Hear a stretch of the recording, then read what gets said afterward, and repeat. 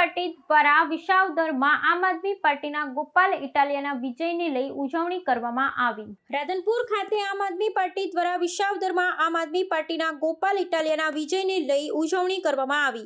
રાધનપુર ખાતે આવેલા હાઈવે 4 રસ્તા પર રામલલ્લા ચોક ખાતે રાધનપુર શહેર અને તાલુકાના આમ આદમી પાર્ટીના કાર્યકર્તાઓ દ્વારા ઉજવણી કરવામાં આવી। વિસાવદર વિધાનસભાની અંદર આમ આદમી પાર્ટીના ઉમેદવાર ગોપાલ ઇટાલિયાની ભવ્ય વિજય બદલ ઉજવણી કરવામાં આવી। રાધનપુર હાઈવે પર આમ આદમી પાર્ટીના કાર્યકર્તા દ્વારા મોટી સંખ્યામાં આમ આદમી પાર્ટીના કાર્યકર્તા, રાધનપુર તાલુકામાં આમ આદમી પાર્ટીના પ્રમુખ, શહેરમાં આમ આદમી પાર્ટીના પ્રમુખ અને અન્ય હોદ્દેદારો ઉપસ્થિત રહી આમ આદમી પાર્ટીના વિજયને વધાવી લીધો હતો અને ઉજવણી કરી હતી। માતા કી જય જવાન જય કિસાન, જય જવાન જય કિસાન।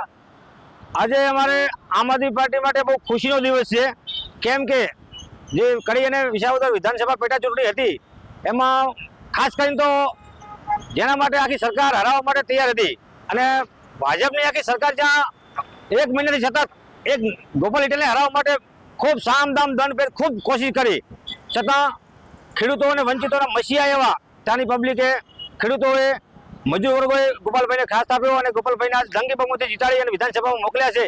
એ માટે બહુ ખુશીનો દિવસ છે અને આવનારો સમય પરિવર્તનનો છે અને ગુજરાતની પ્રજા હવે જાણી ચૂકી છે કે હવે પછી કોંગ્રેસ કે ભાજપ એક ચાલે નથી। હવે આમ આદમી પાર્ટી છે કે જે ગરીબ લોકોનો અવાજ બની શકે તેમ છે। ખૂબ ખૂબ આભાર વિસાવદર પબ્લિકનો। જય જવાન જય કિસાન। ચૂંટણી કડી અને વિસાવદર એના અંદર વિસાવદરની અંદર ગોપાલભાઈ ઇટાલિયા ખૂબ જંગી બહુમતી વિજય બન્યા છે, એટલે સમગ્ર વિસાવદરની જનતાના અમે આમ આદમી પાર્ટી વતી ખૂબ આભાર વ્યક્ત કરીએ છીએ કે એક એવા નેતાને વિધાનસભામાં મોકલાયો છે જે આવનાર સમયની અંદર ગુજરાતનો અવાજ બનવા જઈ રહ્યો છે અને આવનાર સમયમાં ખેડૂતો માટે, નાના વેપારીઓ માટે, વંચિતો માટે, ગરીબો માટે એનો ખૂબ ઊંચો અવાજ ઉપાડી અને આવનાર વિધાનસભા 2027ની અંદર આમ આદમીની પાર્ટીની સરકાર બનવા જઈ રહી છે। એટલે સમગ્ર હું રાજ્યના નવયુવાઓને જાણ કરું છું કે તમે આમ આદમી પાર્ટીમાં જોડાઓ અને ખરેખર આવનાર સમય આમ આદમી પાર્ટીનો છે। એટલા માટે અમે કડી અને વિસાવદરની તમામ જનતાનો ખૂબ આભાર માનીએ છીએ અને વિસાવદરમાં ખૂબ બહુમતીથી ગોપાલ ઇટાલિયા વિજય બન્યા છે।